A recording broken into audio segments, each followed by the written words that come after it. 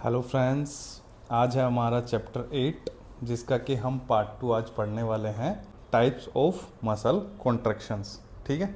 So basically जो muscle contractions के type होते हैं वो 3 टाइप के होते हैं। पहला जो हमारा होता है वो होता है आइसोटोनिक कॉन्ट्रैक्शन। मैक्सिमम आप जिम में जो भी वर्कआउट परफॉर्म करते हो वो आइसोटोनिक के अंडर आते हैं। फिर सेकंड नंबर पे हमारे जो कॉन्ट्रैक्शन आता है वो आता है आइसोमेट्रिक्स। ठीक है, ये भी आप थोड़ा बहुत जिम में परफॉर्म करते हो। एंड थर्ड नंबर पे जो आता है आइसो काइनेटिक, ये आप बहुत रेयरली ही किसी को परफॉर्म करते हुए जिम में देखोगे। ओके, तो चलिए तीनों के बारे में एक एक करके बात करते हैं। पहले नंबर पे जो सबसे बेसिक जो कॉन्ट्रैक्शंस आते हैं वो आते हैं आइसोटोनिक, जिसके अंदर की मेनली आप जिम में जो भी वर्कआउट परफॉर्म कर रहे हो वो 90% आप वर्कआउट जो है आइसोटोनिक कॉन्ट्रैक्शन के अंडर ही परफॉर्म करते हो। इसके अंदर आपकी मसल शॉर्टन भी होती है और लेंथन भी होती है अंडर द लोड।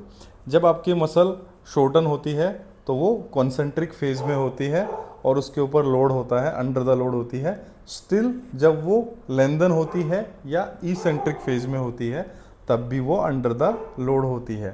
ठीक है, तो जहाँ पे आपकी मसल शॉर्टन हो रही है, लेंथन हो रही है and still under the load है, वो सारे कॉन्ट्रैक्शन आपके आइसोटोनिक कॉन्ट्रैक्शंस होते हैं।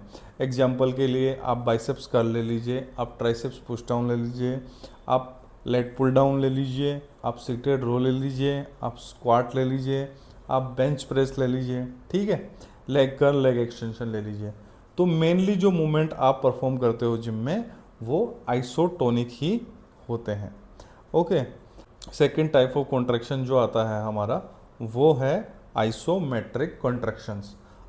इसके अंदर क्या होता है, आपकी मसल्स जो है वो ना तो लेंथन पोजीशन में होती है ना शॉर्टन पोजीशन में जाती है, वो एक फिक्स डिग्री ऑफ एंगल पे स्टेबल रहती है और स्टिल वो अंडर द लोड होती है और फोर्स जनरेट कर रही होती है। फॉर एन एग्जांपल, आप जैसे कि मान लीजिए आप प्लैंक कर रहे हो। ओके, तो प्लैंक में आपकी मसल्स स्टेबल है लेकिन स्टिल वो अंडर द लोड होती है और फोर्स जनरेट कर रही होती है। आप उसको ट्रेंड कर सकते हो। ओके, आपकी जो ट्रांसवर्स एब्डोमिनल है स्पेशली उसको। अब अगर मैं बात करूं इसके नेक्स्ट एग्जांपल की, तो मान लीजिए आप बाइसेप्स कर्ल कर रहे हो। ओके, और आप 90 डिग्री पे आपके आर्म्स को होल्ड कर लिया आपने। ठीक है, अब जब तक आपकी मसल फटीग नहीं हो जाती, फेलियर नहीं दे देती, तब तक आपने मान लो इसको होल्ड कर लिया। ओके, तो जितनी देर आपने होल्ड किया, अब जब आपने होल्ड किया तब आपकी muscle same degree of angle पे लॉक्ड है, वो न आपकी शॉर्टन हो रही है न लेंथन हो रही है, ना वो इसेंट्रिक फेज में जा रही है ना वो कॉन्सेंट्रिक फेज में जा रही है, बट स्टिल वो अंडर द लोड है और फोर्स जनरेट आपकी कर रही है। ठीक है, ऐसे ही आप वॉल सिट जब आप करते हो, आप स्क्वाट पोजीशन में आप जब दीवार के सपोर्ट लेके ऐसे स्टांस में बैठ जाते हो, तब आपने ये चीज़ देखा होगा कि आपकी मसल्स जो है आपके स्पेशली क्वाड्स काफ़ी ज़्यादा फोर्स जनरेट कर रहे होते हैं, काफ़ी अंडर द लोड होते हैं। ओके, उस टाइम पे आपकी मसल्स एक स्लाइटली फिक्स पोजीशन में होती है जहाँ पे न शॉर्टन हो रहा होता है न लेंथन हो रही होती है। ओके, न कॉन्सेंट्रिक हो रहा होता है न इसेंट्रिक फेज हो रहा होता है। तो जितने भी इस टाइप के मूवमेंट होते हैं जिसके अंदर आपकी मसल्स एक या तो स्टेबल पोजीशन में होती है या एक फिक्स डिग्री ऑफ एंगल में लॉक होती हैं या सेट होती हैं, जहाँ पे न उनके अंदर कॉन्सेंट्रिक हो रहा होता है और न इसेंट्रिक हो रहा होता है, मसल्स का वहाँ पे कोई भी मूवमेंट नहीं हो रहा होता है, लेकिन स्टिल वो अंडर द लोड होती हैं और फोर्स जनरेट कर रही होती हैं, वो सारे मूवमेंट्स आपके आइसोमेट्रिक कॉन्ट्रैक्शंस के अंदर आते हैं। ओके, अब अगर मैं बात करूँ हमारा जो थर्ड टाइप्स ऑफ कॉन्ट्रैक्शन है वो होता है आइसोकाइनेटिक कॉन्ट्रैक्शंस। अब ये जो कॉन्ट्रैक्शन है ये आपने रेयरली ही किसी को जिम में परफॉर्म करते हुए देखा होगा। ये जो टाइप्स ऑफ कॉन्ट्रैक्शन है ये मेनली होता है स्पोर्ट्स, जो बड़ी बड़ी फैसिलिटी होती है, हाई परफॉर्मेंस सेंटर्स होते हैं वहाँ पे, इनके लिए स्पेशल जो है इक्विपमेंट्स होते हैं जो काफ़ी महंगे होते हैं। ओके, ये होते हैं काफ़ी अच्छे जो फिजियोथेरेपी और रिहैब सेंटर्स होते हैं उसके अंदर इसकी मशीनें आपको देखने को मिल सकती हैं।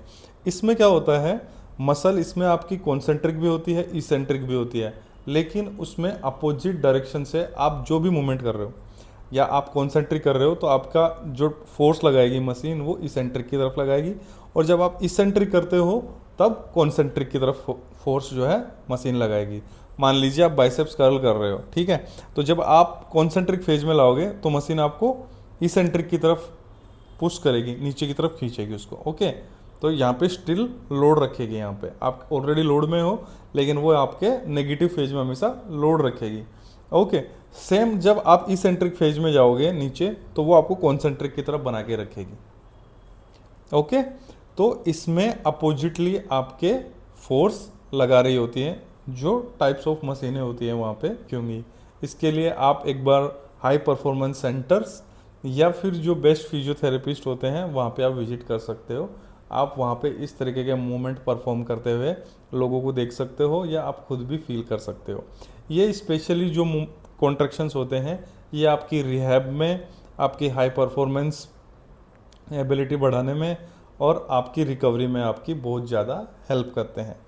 ठीक है, तो कैसा लगा आपको वीडियो? अगर आपको वीडियो इन्फॉर्मेटिव लग रहे हैं तो अपने और भी फ्रेंड्स के साथ शेयर कीजिए, ठीक है, ताकि उनको भी कुछ सीखने को मिले। और चैनल को आप लाइक कीजिए, शेयर कीजिए, सब्सक्राइब कीजिए। मिलते हैं जल्दी।